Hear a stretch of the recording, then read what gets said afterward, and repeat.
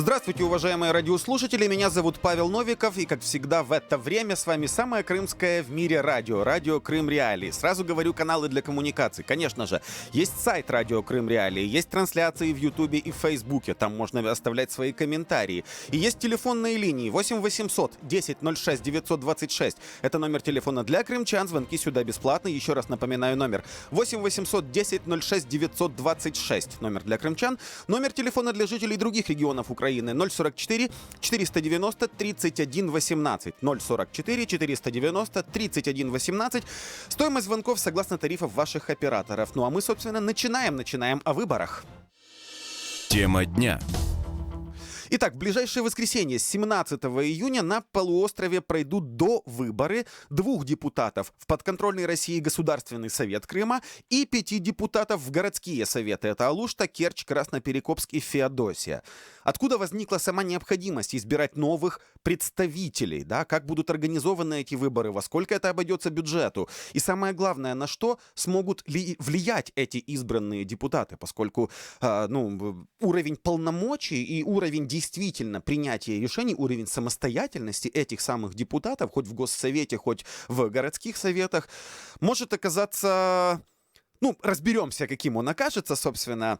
Рассказываю подробности. Итак, в Госсовет Крыма, подконтрольный Кремлю, довыборы проводятся в связи с досрочным прекращением депутатских полномочий Валерия Гриневича и Игоря Лукашева. Гриневич лишился своих депутатских полномочий в ноябре 2017 года, то есть прошедшего, и лишился он по решению суда. Его признали виновным в мошенничестве в особо крупных размерах, покушении на мошенничество в особо крупных размерах и даже угрозе убийства. Приговорили к 9 годам и 10 месяцам лишения свободы. Согласно приговору, еще в 2012 году, то есть 6 лет назад, Гриневич разработал план хищения земельных участков в селе Штормовое Сакского района. Экс-депутата признали виновным, кроме того, в получении взятки от местного жителя в размере 35 тысяч долларов.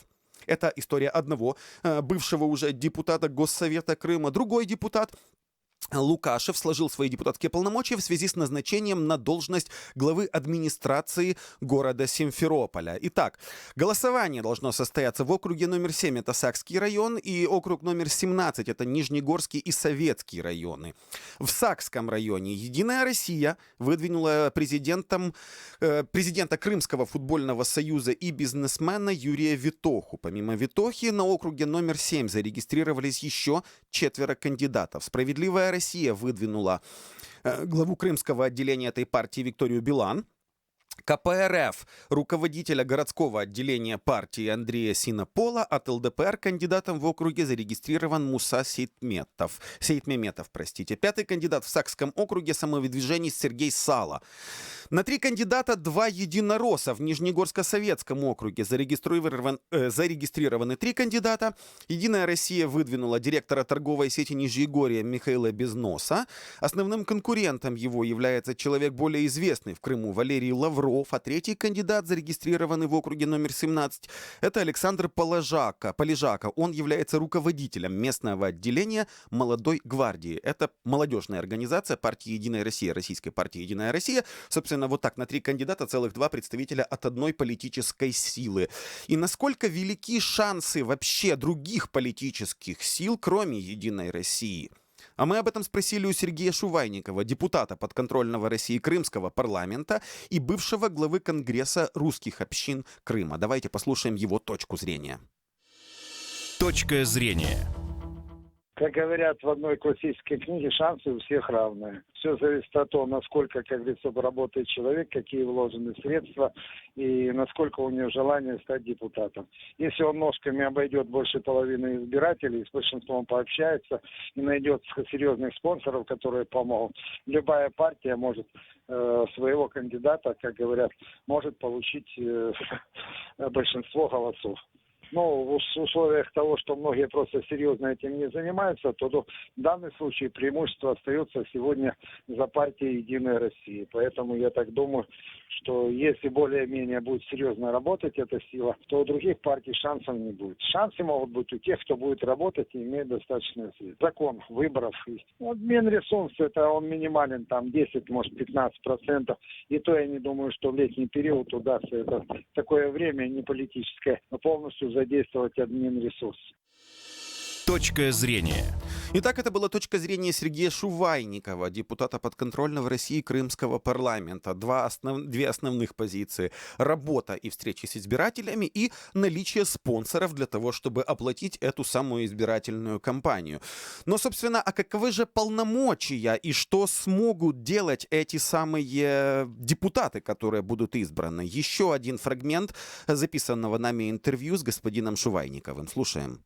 Дает возможность представлять интересы избирателей, он дает возможность защищать их права и интересы в рамках Конституции Российской, Крымской Конституции, в рамках законов, дает права людям, помогать людям, подсказывать правовые. Вот я сейчас заканчиваю в этом году юридический университет российский заочно. Вот это мне дает возможность подсказывать людям, как правильно использовать законы для защиты своих прав и интересов. Вот. Ну и мало того, дает возможность инициировать те или иные законы или вносить исправления уже в действующие законы. Единственное, что, может быть, не все депутаты этим пользуются, всем полностью набором своих прав. Ну, те, кто добросовестно относится к своей работе, они эти все свои права депутатские, они используют. По крайней мере, можем, как говорят, высказывать и пытаться что-то изменить в действиях исполнительной власти, надзорных органов. У нас такое право есть. Мы избраны народом, мы утверждаем исполнительную власть, Совет министров, мы избираем главу республики. Вот, несем ответственность тоже за их деятельность на нас. Ну, сегодня главное это социально-экономическая сфера, где мы тоже участвуем, контролируем работу по реализации объектов федеральной целевой программы, те большие деньги, которые дает нам российский центр. Вот, поэтому хватает,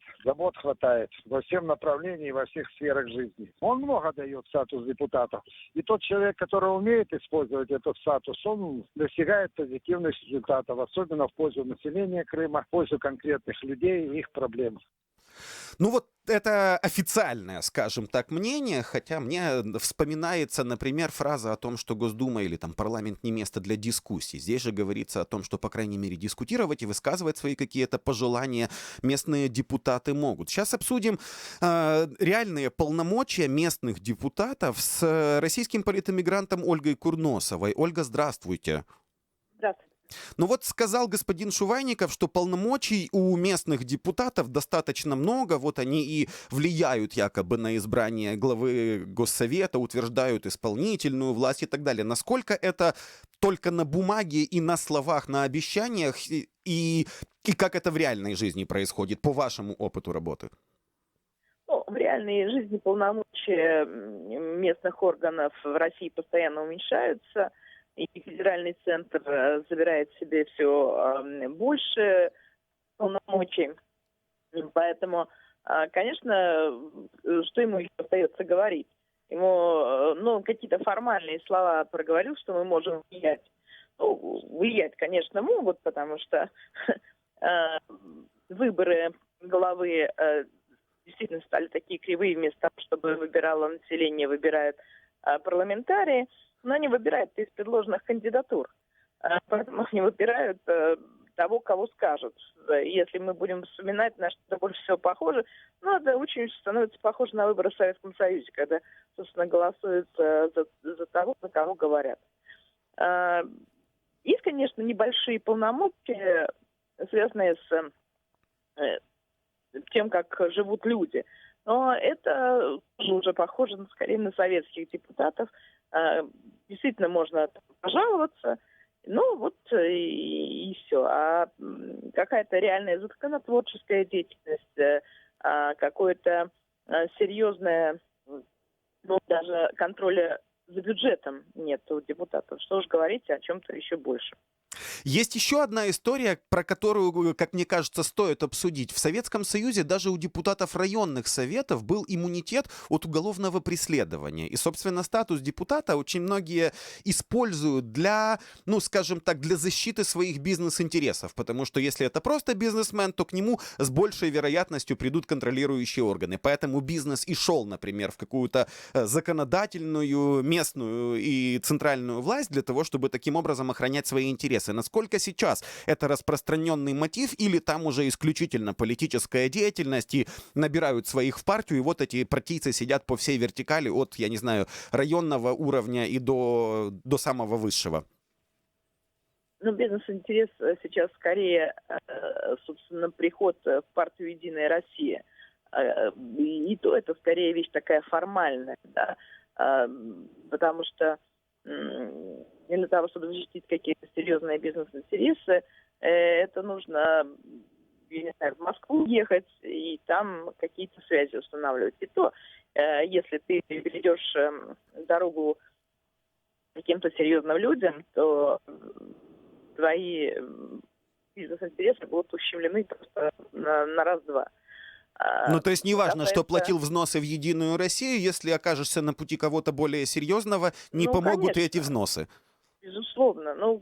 Посмотрите, что творится. Если министры, губернаторов сажают, поэтому какого-то там уж рядового депутата, это вообще даже курм насмех, да. Если ФСБ, там, силовикам на дорогу перейдешь, то и все, и кто-то там депутат, не депутат, вообще ни разу не посмотрит. Депутатская неприкосновенность тоже уже только снится в снах. Она давно уже в России отсутствует, поэтому да, кто-то пытается немножко надуть щеки.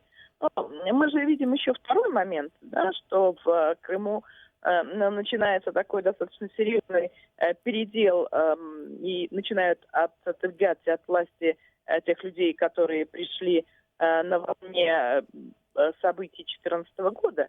Поэтому, конечно, исходя из этого, эти выборы будут интересны. Но это такая все равно лишь история замены одних на других. Но все равно меняются московские. Меняют московские. Спасибо большое за ваши комментарии. Ольга Курносова, российский политэмигрант, политический деятель и руководитель Объединенного гражданского фронта в Санкт-Петербурге. В 90-х она была депутатом Санкт-Петербургского совета народных депутатов. И у нас есть мнение российского политического и государственного деятеля, председателя Московского регионального отделения партии «Яблоко» с 2004 года, с 2004 Сергея Митрохина. Как он считает, насколько региональная власть является или не является самостоятельной? Слушаем. Сергей Митрохин. Мнение. Законодательное собрание еще больше сегодня, к сожалению, подмяты исполнительной властью, чем муниципалитеты. Практически нигде нет ни одного, не практически, а вообще нигде нет ни одного самостоятельного законодательного собрания. Я боюсь, что и Крым не является исключением. Везде депутаты принимают решения по указке администраций с очень редким исключением. Да, есть, например, там, где в Яблоко есть депутаты, они себя ведут иначе. Я сам себя вел иначе в Мосгордуме, когда был депутатом. Но, к сожалению, это очень небольшое меньшинство сейчас. Большинство контролирует либо «Единая Россия», либо другие организации, связанные с администрацией, с исполнительной властью. И поэтому законодательные органы абсолютно бесправны. Ничего они самостоятельно не решают. Они только штампуют распоряжения губернаторов. Даже такие устные, когда, например, требуют принять закон или требуют бюджет одобрить без обсуждения. И они это все выполняют. Они повсеместно, депутаты, не выполняют главную обязанность парламента, вернее, в России, в российских регионах не выполняют главную обязанность парламента – контролировать бюджет. Поэтому они закрывают глаза на разбазаривание бюджетных средств, на прямую коррупцию, которая связана с всевозможными тендерами, госзаказами, коррупция при распределении земельных участков. На все это они закрывают глаза. Но если бы депутаты были самостоятельны, конечно, они могли принести огромную пользу своим избирателям, пресекая это воровство, экономя средства на социальные статьи бюджета, на развитие инфраструктуры, на обустройство населенных пунктов в своем регионе и так далее. Но они этого ничего не делают. Это, кстати, одна из причин бедности в России, такой массовой бедности, потому что социальные программы убогие. А почему? А деньги, потому что идут во все стороны, их не контролируют же депутаты. Их, по сути дела, никто не контролирует, эти финансовые потоки, которые растаскиваются по карманам. Подрядчиками, заказчиками и теми чиновниками, которые дают подряды, заказы, и теми чиновниками, которые выделяют земельные участки и так далее. Это все печально. И желаю успеха крымским законодателям. Может быть, они избегут этой участи. Мнение. Может, они избегут этой участи, сказал представитель партии «Яблоко». Я напоминаю нашим радиослушателям каналы для обратной связи. 8 800 10 06 926. Это номер телефона редакции «Радио Крым Реалии». Вы можете позвонить нам в прямые эфиры и высказать свою точку зрения. Кстати, сейчас нам интересно было бы услышать, вы пойдете на эти самые довыборы и каких полномочий, я не знаю, каких действий вы ждете от своих местных депутатов. 8 800 10 06 926 номер телефона для крымчан, 044 490 31 18 это номер телефона для жителей других регионов Украины, есть сайт Радио Крым Реалии, есть трансляции в Ютубе и Фейсбуке. Самые интересные комментарии там я могу зачитать сейчас, пока дискуссия в комментариях происходит на тему того, стоит ли сравнивать Крым с Монако или с Украиной, или вот как пишут про Севастополь, что это город федерального значения, как Москва и Санкт-Петербург, и все там сделают отлично. Ну вот, собственно говоря, об этом сейчас основная дискуссия. Пишите в комментарии, звоните к нам в студию и рассказывайте, пойдете ли вы на эти самые довыборы, если эти довыборы проходят в ваших округах. И второе, даже, наверное, более главное, каких полномочий, каких действий вы ждете, собственно говоря, от местных депутатов, которые будут избираться. А у нас уже есть следующее включение. Абмеджит Сулейманов, член Меджлиса крымско-татарского народа, координатор комитета по защите прав крымско-татарского народа и депутат Верховной Рады с 2006 по 2010 год. С нами сейчас на связи Абмеджит, здравствуйте. Ну вот, собственно, основной вопрос. Что смогут делать, какие будут полномочия у местных депутатов, которые сейчас выберутся? Я уже рассказывал нашим радиослушателям, что в одном из округов просто выставлено два единоросса. Один от молодежки, второй от, просто партии власти, по сути. Единая Россия представлена и на другом округе. По сути, такое назначение сверху, как уже сказала одна из наших гостей, которая включалась. Так, у нас оборвалась связь, насколько я понимаю. Сейчас мои коллеги ее попробуют восстановить. Напомню, мы связываемся сейчас с Абмеджитом Сулеймановым, членом Меджлиса крымско-татарского народа и координатором комитета по защите прав крымско-татарского народа. Обсуждаем в этой получасовке вместе с вами, кстати, тему до выборов в Госсовет и в ряд местных советов. Напомню, эти выборы пройдут 17 числа, то есть в ближайшее воскресенье. Так.